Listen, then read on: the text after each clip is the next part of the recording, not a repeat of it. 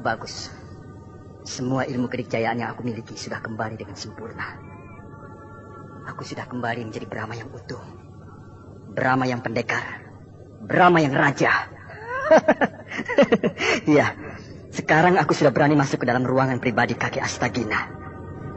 Sebab aku pasti sudah bisa menggempur penutup pintu ruangan rahasia tersebut. Ya, sekarang aku masuk ke dalam gua.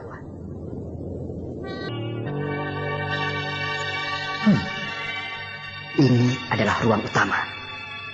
Ruangan yang paling lebar di antara sekian banyak ruangan di dalam gua ini.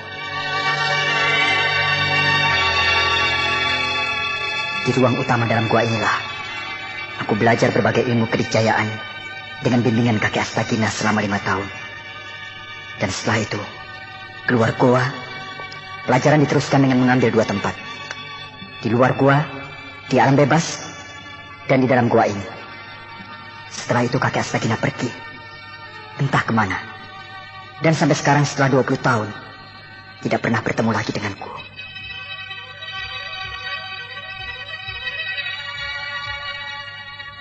Tapi peninggalan kakek Astagina masih banyak yang disimpan di dalam gua ini. Baik berupa buku-buku ataupun senjata.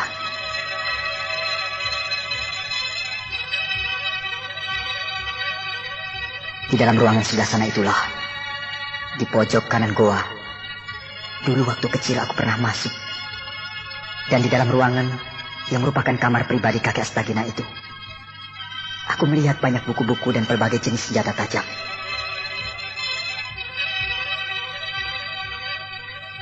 Sekarang aku akan masuk ke dalam ruangan kamar pribadi guruku kakek Astagina. Bukan aku lancang dan tidak menghormati guru. Akan tetapi, aku sangat membutuhkan suatu petunjuk. Yang mudah-mudahan petunjuk itu berupa suatu pelajaran yang bisa mengatasi ajian serat jiwa.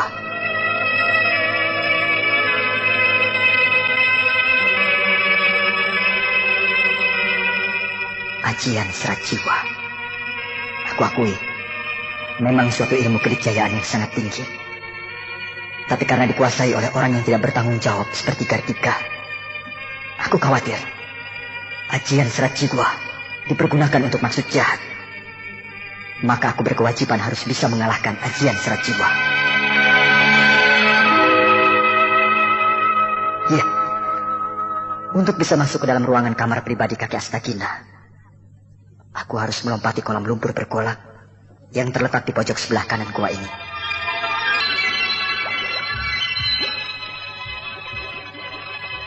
Inilah kolam lumpur bergolak, tempat kakek Astagina meramu segala jenis obat-obatan, sehingga lumpur ini mengandung daya penyembuhan yang hebat. Sehingga ketika aku luka parah, Raja Wali Raksasa memasukkan aku ke dalam kolam lumpur bergolak ini. 7 hari 7 malam aku digodok sampai sembuh sama sekali. Ya, aku harus melompati kolam lumpur bergolak ini untuk bisa sampai di pintu rahasia kamar pribadi guruku.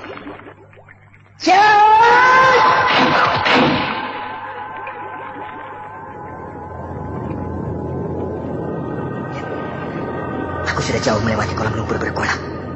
Dan sekarang aku jalan terus mendekati pintu rahasia kamar pribadi kakek Astagina.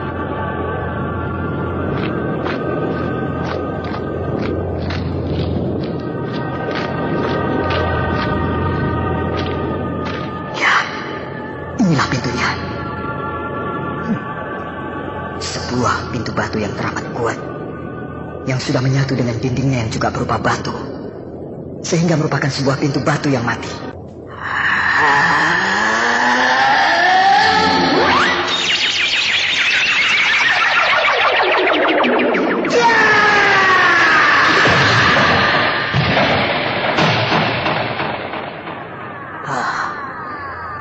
Begitu telaknya tanganku yang berisi ilmu pukulan tapak seketi menggempur pintu batu itu dengan sempurna, sehingga hancur berantakan.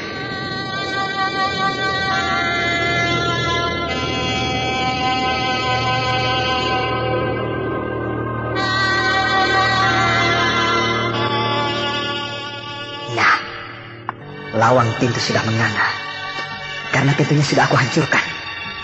Baik, aku Aku segera masuk ke dalam ruangan pribadi, kamar rahasia kakek Astagina.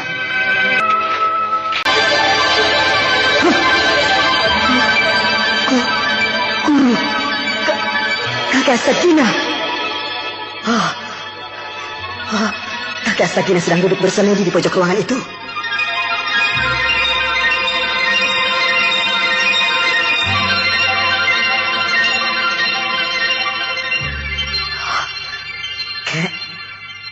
Kakek Astagina.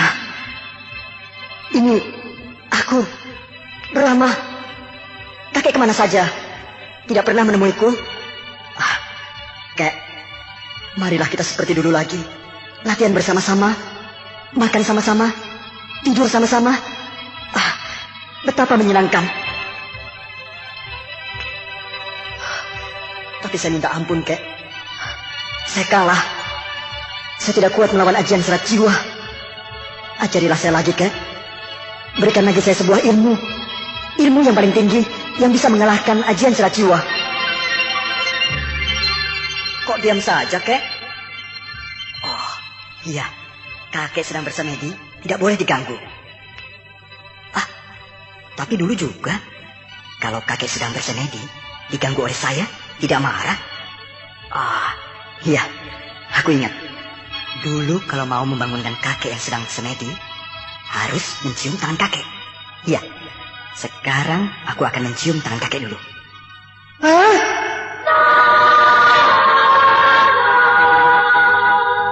Kakek Astagina. Kenapa roboh? Apakah kakek sakit? Terguling disentuh sedikit saja? Kakek.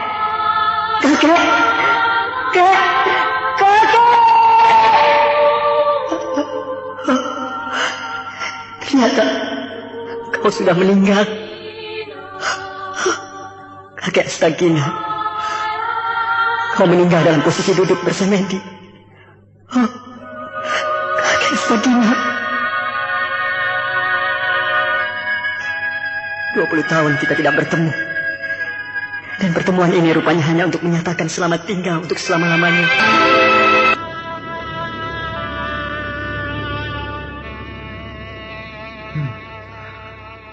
Batu kecil persegi 4 tempat duduk kakek Astagina ini masih saja tetap seperti dulu. Licin dan hitam mengkilat. Apa salahnya aku duduk di atas batu ini? Bukankah penguasa tunggal Goa Pantai Selatan sudah meninggal? Dan aku adalah murid tunggalnya sebagai pewaris yang syah. Iya, aku akan duduk di atas batu ini. Anggap saja kursi singgasana kerajaan. Ya.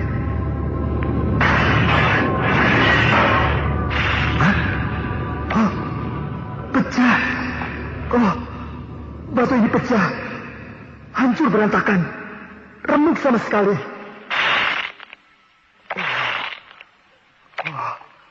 Sungguh mustahil.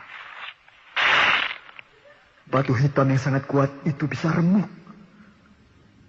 Selama 10 tahun aku tinggal di gua ini. Batu ini setiap hari diduduki oleh kakek Astagina. Tapi kenapa sekarang aku duduki menjadi pecah? Apakah karena dimakan usia sehingga menjadi rapuh?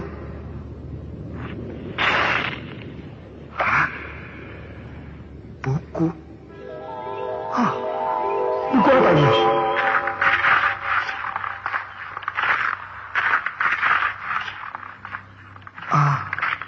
Ajian serat jiwa.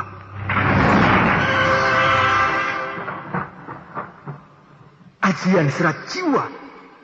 Sekarang aku menemukan buku ajian serat jiwa dari dalam batu tempat duduk kakek Astagina.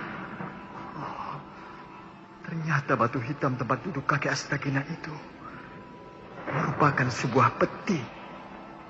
Ya, peti batu yang tipis. Sungguh menakjubkan. Bagaimana caranya membuat peti dari batu?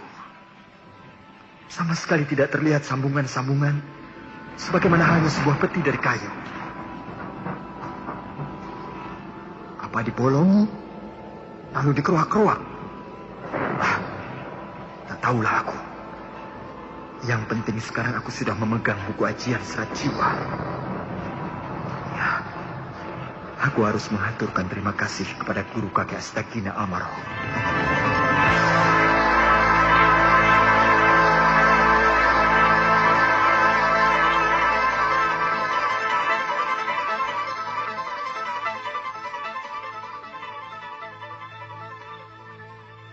Kakek Astagina,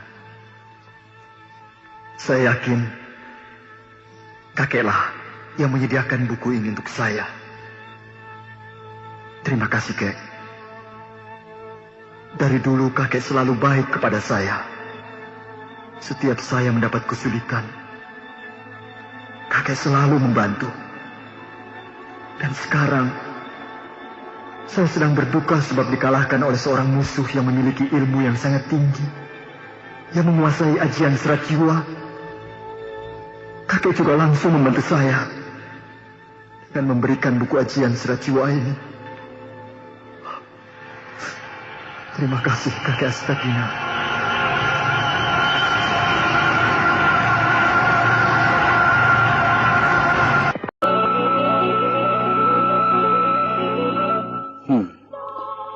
Di dalam buku ajian serat jiwa ini, seluruhnya ada 10 tingkatan.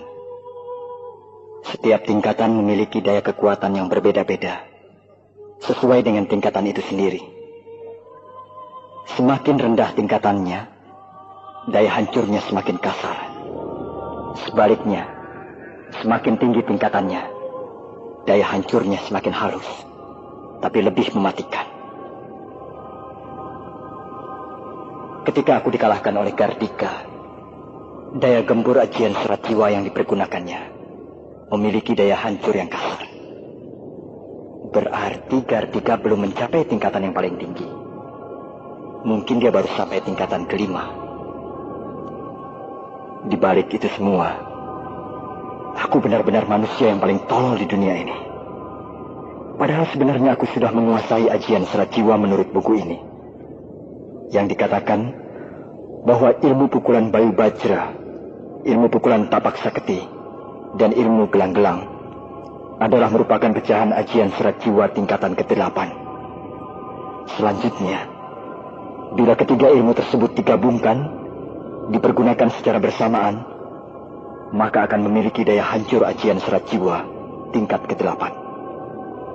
Sebab ajian serat jiwa tingkat ke-8 adalah merupakan gabungan ketiga ilmu tersebut. Oh, betapa tololnya aku ini. Sungguh aku tidak tahu kalau kakek Astagina sebenarnya diam-diam telah mewariskan ajian serat jiwa kepadaku, meskipun secara terpisah. Sehingga aku selalu mempergunakan ketiga ilmu tersebut secara terpisah-pisah pula. Ya, baiklah. Aku akan mencoba menggabungkan ketiga ilmu tersebut menurut petunjuk buku ajian serat jiwa ini. Menurut buku ajian serat jiwa ini, bila seseorang yang sedang mengerahkan ilmu pukulan tapak saketi hendaknya tidak menyalurkan kekuatan kepada kedua telapak tangan, melainkan disalurkan ke dalam perut. Hah? Ke dalam perut? Apakah bisa? Sedangkan daya gembur tapak saketi berada di kedua telapak tangan, tapi katanya harus disalurkan ke dalam perut. Aku akan mencobanya. Sukar sekali. Sudah terbiasa memakai cara yang lama, mengalirkan kekuatan ke telapak tangan. Sekarang harus dirubah ke dalam perut, sampai aku terbatuk-batuk. Tapi, ya, aku harus berlatih terus-menerus. Untuk merubah satu ilmu saja, sukarnya setengah mati. Apalagi 3 ilmu sekaligus. Masa bodoh. Meskipun aku harus tinggal di sini 10 tahun, aku rela demi tercapainya cita-citaku.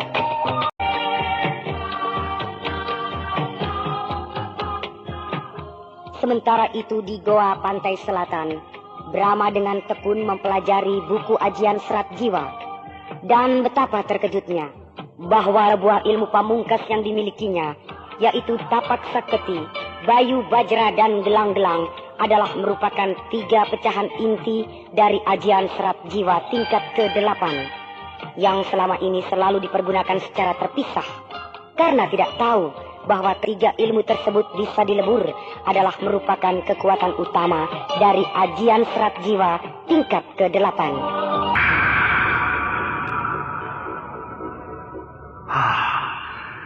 Akhirnya aku berhasil mempersatukan 3 buah ilmu pamungkas. Ya, tapak saketi, bayu geni dan gelang-gelang sudah lebur menjadi satu. Berarti aku sudah sampai pada ajian serat jiwa tingkat ke-8. Tapi aku baru bisa mempersatukan atau melebur ketiga ilmu pamungkas di dalam tubuhku. Namun belum dicoba mengeluarkannya dari tubuhku untuk menjadi suatu kekuatan yang mempunyai daya gempur yang dahsyat. Ya, aku harus mencobanya.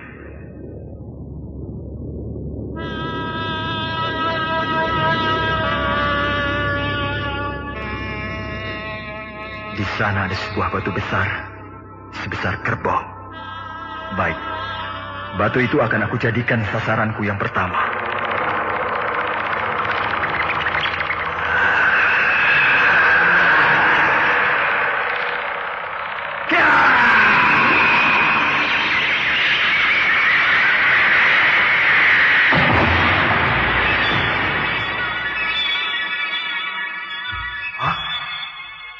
Dan batu itu seperti dipapas oleh ratusan pisau. Ya, batu sebesar kerbau itu bagaikan seonggok kue yang diiris-iris oleh pisau menjadi serpian-serpian kecil yang tipis-tipis. Oh, kalau kena orang, jadi apa orang itu? Ya, sungguh mengerikan ajian serat jiwa tingkat ke-8 itu. Apalagi tingkat yang terakhir, tingkat ke-10. Aku tidak bisa membayangkannya. Tingkatan ke-9. Nah, ini tingkat ke-9. Manusia tak ubahnya seperti sebuah roda pedati. Roda pedati mempunyai sumbu. Bila sumbu patah, maka roda akan berhenti berputar.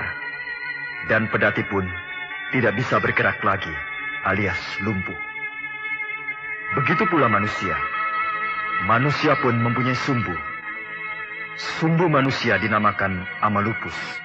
Amalupus ini terletak di antara kemaluan dan pusar. Bila seorang manusia bisa menguasai amalupus, maka dia akan menjadi manusia yang dikjaya. Sebab amalupus bisa dipergunakan sekehendak hatinya dalam kekuatan yang maha dahsyat. Caranya ialah merubah jalur napas.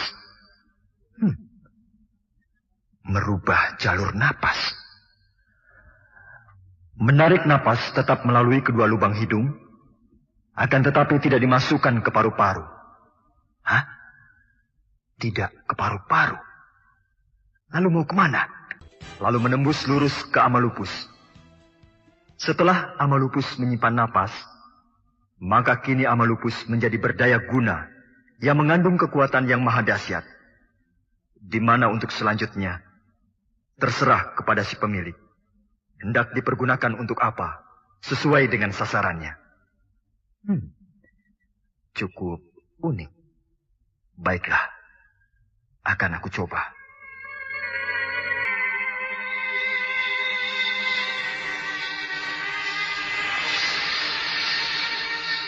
Tidak ke paru-paru.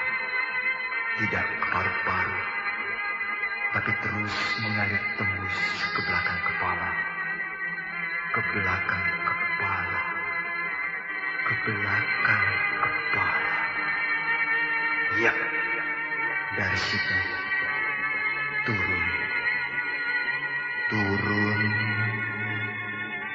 Menelusuri tulang belakang. Turun. Menelusuri tulang belakang, turun. Ya, berhenti di bawah pinggang. Dari situ tembus ke Amalupus. Amalupus. Amalupus. Ya. Nah, Amalupus sudah menyimpan napas. Rasanya sesak sekali. Sekarang aku coba mempergunakannya untuk menjejak tanah. Ya, aku harus menyalurkan Amalupus ke kedua kaki.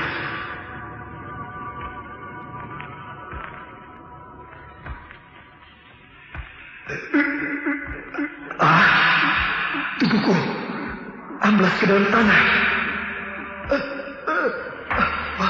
Amblas terus. Sekarang sudah sampai dada. Ya, terus masuk ke dalam tanah. Terus.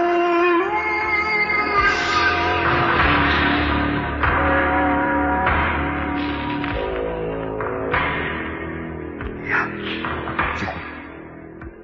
Aku harus naik kembali ke permukaan tanah.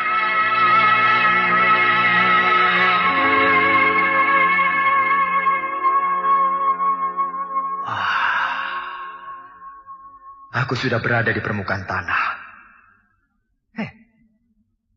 Aku jadi teringat kepada Raden Samba. Dulu aku begitu terpesona dan takjub melihat Raden Samba bisa nurus bumi masuk ke dalam tanah.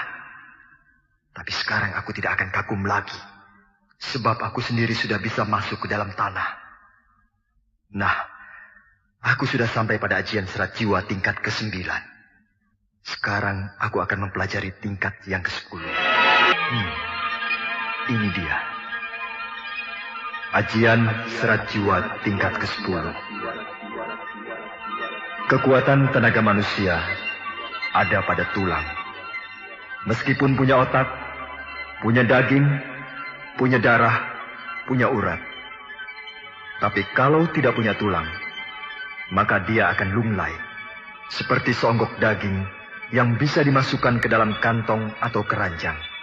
Tapi karena punya tulang, maka dia bisa berdiri, bisa duduk, bisa lari, bisa berjalan, bisa melompat, dan sebagainya. Juga menjadi punya kekuatan. Bisa memukul, menendang, mendorong, mengangkat, dan sebagainya. Akan tetapi tulang yang terdapat pada tubuh manusia tidak berbentuk satu lonjor, tulang gelondongan, melainkan terdiri dari beberapa potong tulang, dari tulang yang paling kecil sampai yang paling besar, dari tulang yang lurus sampai yang bengkok-bengkok. Bermacam-macam tulang dalam jumlah banyak itu dirangkai, disusun, ditata dengan tertib, sehingga merupakan untayan sambung menyambung yang tak berkesudahan. Dan sambungan tulang belulang tersebut ada 204. 204 sambungan. Jadi wujud lahiriah manusia adalah terdiri dari 204 sambungan tulang belulang. 204 sambungan. Jika seseorang bisa mencapai ke 204 sambungan tulang belulang yang ada di dalam tubuhnya, maka dia akan menjadi manusia yang unggul. Tidak akan roboh oleh segala macam serangan, dari mulai ilmu kedikjayaan tingkat paling bawah sampai kepada tingkat yang paling tinggi. Sebaliknya pula, dia akan dapat membuat manusia lain menjadi lumpuh. Caranya, rasakan satu persatu sambungan tulang belulang yang ada di dalam tubuh. Kemudian satukan rasa tersebut pada Amalupus. Lalu bila mana disalurkan kembali ke tangan, maka jika tangan tersebut dipakai untuk menyentuh orang lain, maka orang tersebut langsung menjadi lumpuh. Hah? Hanya dengan disentuh, orang lain bisa lumpuh? Luar biasa. Begitu dahsyatnya ajian serat jiwa tingkat ke-10 ini. Petunjuknya sebenarnya sederhana, tapi melakukannya amatlah sukarnya. Ya, aku Aku bisa merasakan sambungan tulang yang ada di dalam tubuhku. Tapi paling cuma sambungan lutut, pinggul, tulang paha, pundak, leher, jari-jari kaki dan tangan. Hanya itu. Tapi semuanya ada 204 sambungan. Jadi yang mana saja? Ya, aku harus mencobanya.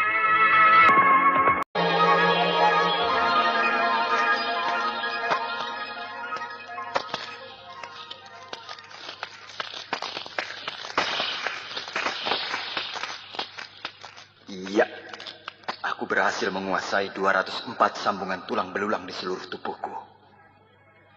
Dan sekarang aku harus menyatukan rasa dari 204 sambungan ke satu titik penyatuan pikiran dan perasaan.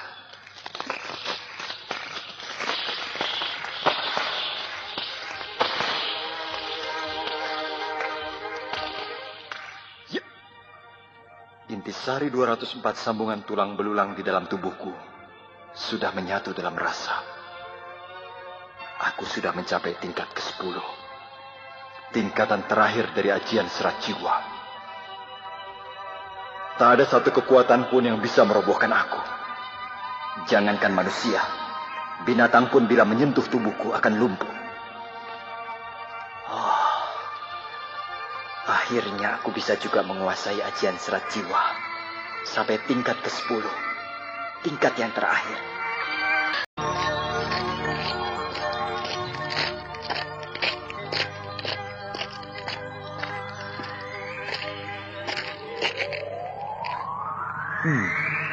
Biasanya di sekitar sini banyak harimau.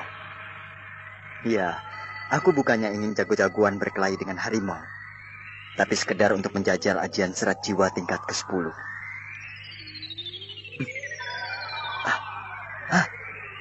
Iya, aku mencium bau harimau. Benar, tidak salah lagi. Di sebelah sana ada harimau. Baik, aku akan ke sana. Tapi terlebih dulu aku harus mengerahkan ajian serat jiwa tingkat ke-10.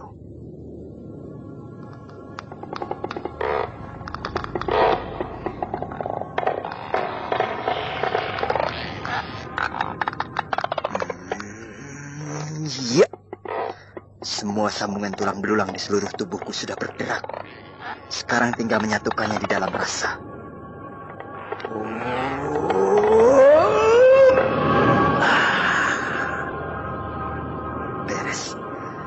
Ajian serat jiwa tingkat ke-10 sudah menyatu di dalam diriku.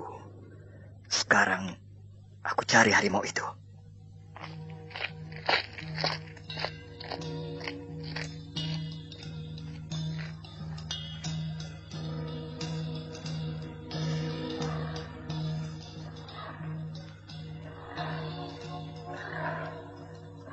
Nah, itu dia.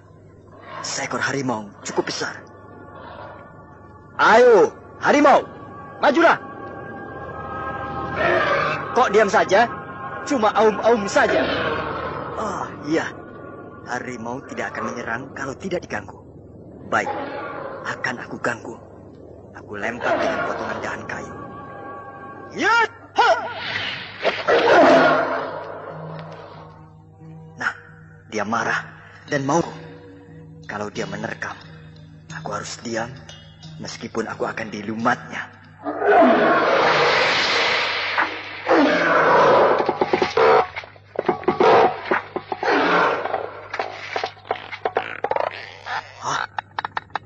Luar biasa. Sungguh menakjubkan. Ketika harimau itu menerkamku dan menyentuh tubuhku, seketika itu juga dia menjadi lumpuh dan ambruk. Oh, siapakah Anda? Tiba-tiba berada di belakangku. Pengelana. Rupanya Anda mengembara sudah sekian jauh, sehingga pakaian Anda nampak sangat tidak layak. Kalau kau percaya padaku, sebutlah aku pengemis sakti. Saya percaya, Tuan Pengemis Sakti. Selamat datang di wilayah pantai selatan. Terima kasih. Ingat kedatangan Anda yang tidak terdengar sama sekali. tahu-tahu sudah berada di belakang saya. Tentulah Anda seorang yang sangat dikjaya. Tidak seberapa bila dibandingkan dengan kau. Bolehkah saya bertanya, apa maksud kata-kata Anda dengan mengatakan Omi Tuhut, Kitki Ibeng? Anda jangan berpura-pura. Anda semakin berpura-pura. Padahal Anda baru pulang dari daratan Tiongkok. Tiongkok? Oh, demi bumi dan langit. Saya orang kampung Jamparing. Sama sekali belum pernah menginjak negeri Tiongkok. Ya, banyak orang-orang Suwarna Dwipa di sini yang sering pergi ke negeri Tiongkok. Benar, itu saya akui. Tapi yang dapat pergi ke negeri Tiongkok hanyalah para pejabat tinggi kerajaan, terutama para pembesar kerajaan Majapahit. Mereka memang sering pergi diutus ke negeri Tiongkok, sejak zaman Kubilai Khan sampai Kaisar Yunglo. Tapi saya adalah rakyat jelata, seorang petani, mana mungkin bisa pergi ke negeri Tiongkok. Lalu, kenapa Anda bisa menguasai Kitki Ibeng? Itulah yang saya ingin tanyakan kepada Anda. Sebab pendengarnya pun baru sekarang, dan bunyinya sangat aneh di telinga saya. Baiklah. Iya, melihat sikap dan raut wajah Anda yang polos, saya percaya Anda seorang yang jujur. Saya tidak peduli Anda dapat dari mana. Yang jelas, ilmu kedikjayaan yang tadi Anda pergunakan untuk membunuh harimau adalah Kitki Ibeng, kebanggaan Hoasan Taihiat, pendekar dari Gunung Hoa, yang kemudian menjadi guru besar di perguruan Kunlun Pai. Mungkin hanya kebetulan mirip saja, lain tidak? Tidak mirip, melainkan persis, sama. Oh ya? Iya, memiliki daya sedot yang luar biasa. Daya sedot? Iya, orang yang memiliki Kitki Ibeng bisa menyedot tenaga lawan. Semakin besar musuh mengerahkan tenaganya, maka tenaganya akan semakin besar yang disedot, sampai habis sama sekali dan akan mati lemas. Seperti harimau itu yang tadi menyerang Anda. Ketika dia menerkam Anda dan menempel pada tubuh Anda, dia merasakan ada yang menyedot. Lalu dia melawan. Dia mengerahkan tenaga sekuat-kuatnya. Justru hal itu yang lebih berbahaya bagi dirinya. Sebab daya sedot akan semakin cepat. Dan dalam waktu yang tidak lama, harimau itu mati lemas. Iya, saya pun heran sendiri menyaksikan ilmu yang saya pergunakan. Akan tetapi namanya bukan saya sukar mengucapkannya. Iya. Anda tidak usah menyebut Kitki Ibeng. Sebab itu bahasa Tiongkok, yang mungkin agak sukar mengucapkannya. Anda sebut saja Ajian Serat Jiwa. Hah? Anda tahu Ajian Serat Jiwa? Iya, karena saya ikut ambil bagian dalam menciptakan Ajian Serat Jiwa itu. Siapakah Anda? Sahabat gurumu, Ki Astagina. Benarkah? Ya, kalau kau percaya, akulah si Rawon, adik seperguruan Astagina yang bergelar pendekar gila. Saya menghatur sembah Paman Guru. Ya, sudah. Ayo, bangunlah Brahma. Kau seorang raja, tidak patut menyembah seorang pengemis. Akulah seharusnya yang menyembahmu. Paman sudah tahu siapa saya sebenarnya. Ya, si Astagina gurumu memang orang gila.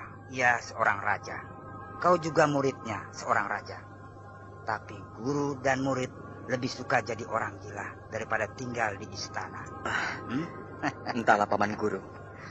Rasanya saya lebih bahagia begini daripada duduk di singgasana. Ya, kau sudah ketularan gila dari Astagina. Mana dia sekarang? Kakek Astagina? Iya. Sudah meninggal. Meninggal dalam bersemedi. Duduk bersila di atas batu kecil. Astagina. Kau mendahului aku. Dan saya makamkan di dalam goa. Ya. Marilah, aku harus berdoa di atas makamnya. Baik Paman Guru.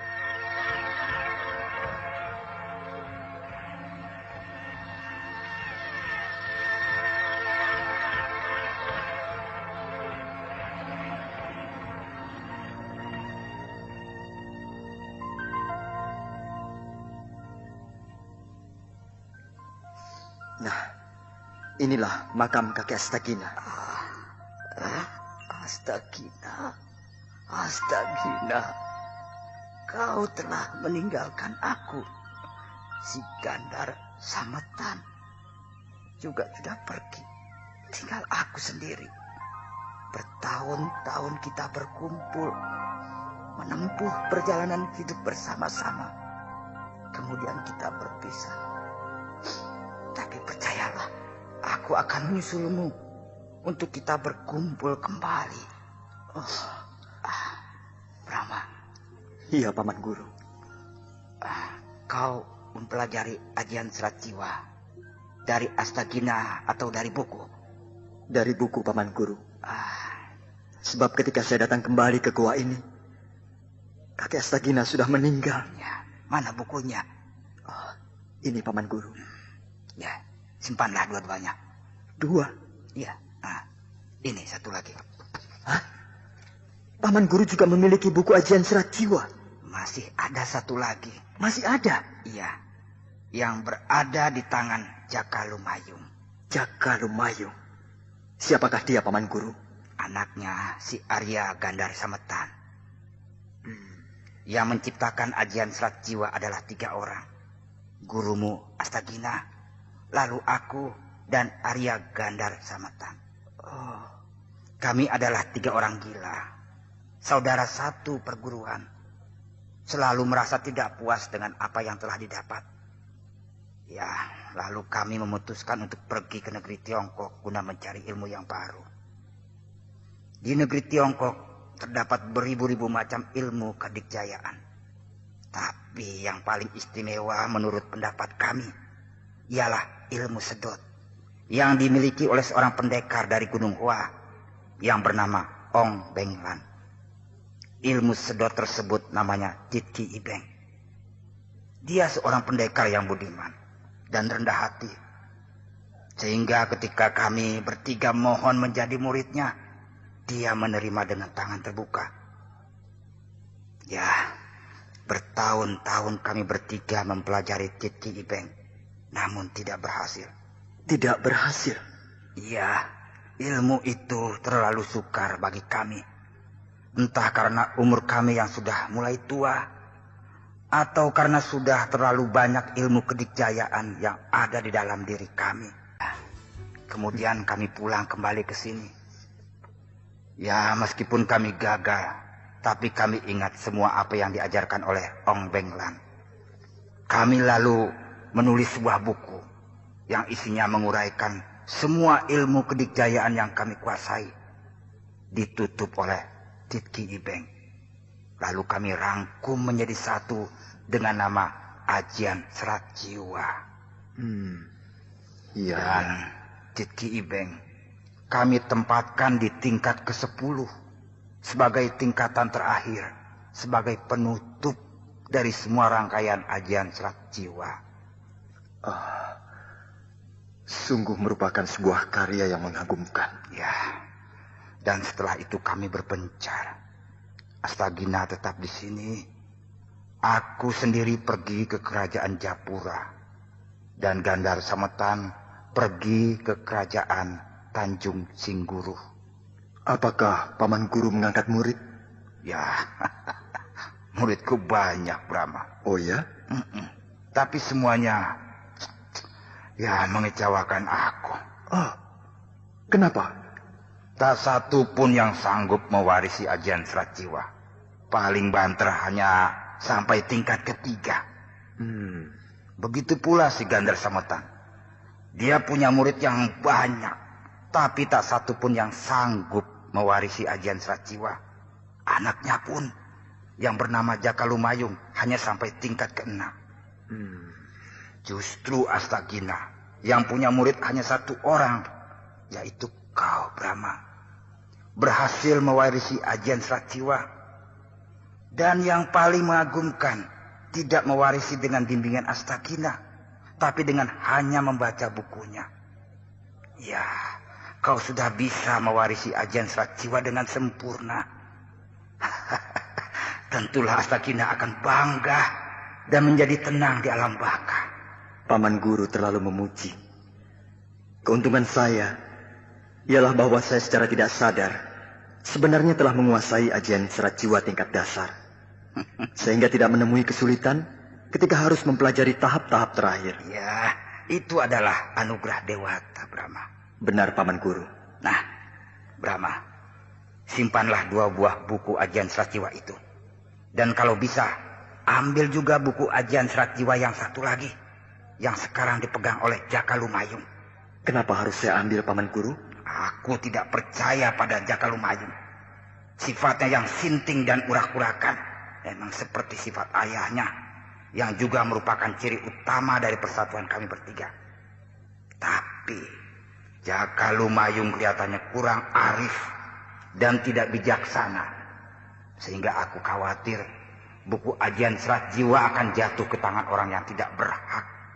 Ya, katakanlah orang jahat dari golongan hitam. Sebab akan menjadi ancaman yang berbahaya kelak di kemudian hari. Ngerti? Paman Guru, saya pernah bertarung dengan seorang yang mempergunakan ajian serat jiwa. Ketika saya sama sekali belum menguasai ajian serat jiwa, dan saya kalah. Apakah mungkin orang tersebut salah seorang murid Jaka Lumayung? Atau, maaf, mungkin murid Paman Guru? Namanya siapa? Gardika. Iya, kalau begitu bukan muridku. Sebab muridku tidak ada yang bernama Gardika. Jadi dia pasti muridnya Jaka Lumayung. Dari mana jalannya Gardika bisa menjadi murid Jaka Lumayung? Memangnya Gardika itu orang mana? Orang Kuntala. Oh, iya. Musuh bebuyutan saya. Iya. Itulah salah satu kelemahan Jaka Lumayung. Dia menerima murid dari mana saja, tanpa dipilih dengan ketat. Baiklah, Paman Guru. Nanti saya akan menghadap kepada Jaka Lumayung. Iya, bagus. Sekarang sudah terjawab pertanyaan yang selama ini mengusik hati saya. Pertanyaan itu. Kakek Astagina lenyap begitu saja, tanpa kabar berita. Berpuluh-puluh tahun tidak muncul. Ternyata beliau pergi ke negeri Tiongkok. Setelah menggembleng saya selama 20 tahun, beliau lalu pamit. Saya mengantarkannya sampai di pesisir pantai. Dan hanya menaiki sebuah perahu layar yang kecil, beliau pergi mengarungi laut selatan. Waktu itu saya sama sekali tidak mengira kalau beliau akan melakukan perjalanan jauh ke negeri Tiongkok. Ya, waktu itu aku menunggunya di Tuban. Paman Guru menunggu kakek Astagina di Tuban? Iya, aku dan si Gandar Sametan sudah berada di Tuban beberapa hari sebelum Astagina datang. Lalu dari Tuban kami bertiga menyewa sebuah perahu layar yang besar pergi ke negeri Tiongkok. 3 orang pendekar yang gemar bertualang. Saya merasa bangga memiliki seorang kakek sekaligus guru dengan para sahabatnya yang sangat dikjaya. Paman Guru. Ya. Kakek Astagina sudah tiada. Paman Guru Ki Arya Gandar Sametan juga sudah tiada. Hanya Paman Gurulah seorang yang saya harapkan sudi membimbing saya. Ya, tentunya aku merasa bahagia dan bangga kalau bisa membimbingmu. Tapi ada beberapa hal yang aku tidak perlu membimbingnya. Apakah itu, Paman Guru? 1, ilmu kedikjayaanmu terlalu tinggi. Jauh lebih tinggi dari aku. Sebab hanya satu-satunya orang yang sanggup menguasai ajian serat jiwa sampai tingkat ke-10. Hanyalah kau. Nah, 2, aku punya kesibukan sendiri. Jelek-jelek aku punya padepokan. Ya, yang tentunya harus aku urus. Jadi kita harus berpisah. Sudahlah. Kenapa harus sedih? Kau sewaktu-waktu bisa datang ke Japura dan menemui aku, kan? Iya, benar Paman Guru. Nah, aku akan kembali ke Japura. Dan kau jangan pergi kemana-mana sebelum Harnum dan Pramita datang. Hah? Harnum dan Pramita? Iya, mereka sedang mencari kau ke sini. Kenapa mereka ke sini? Kau bisa menanyakannya sendiri pada mereka. Mengapa mereka sampai mencari kau ke wilayah pantai selatan ini? Oh, iya Paman Guru.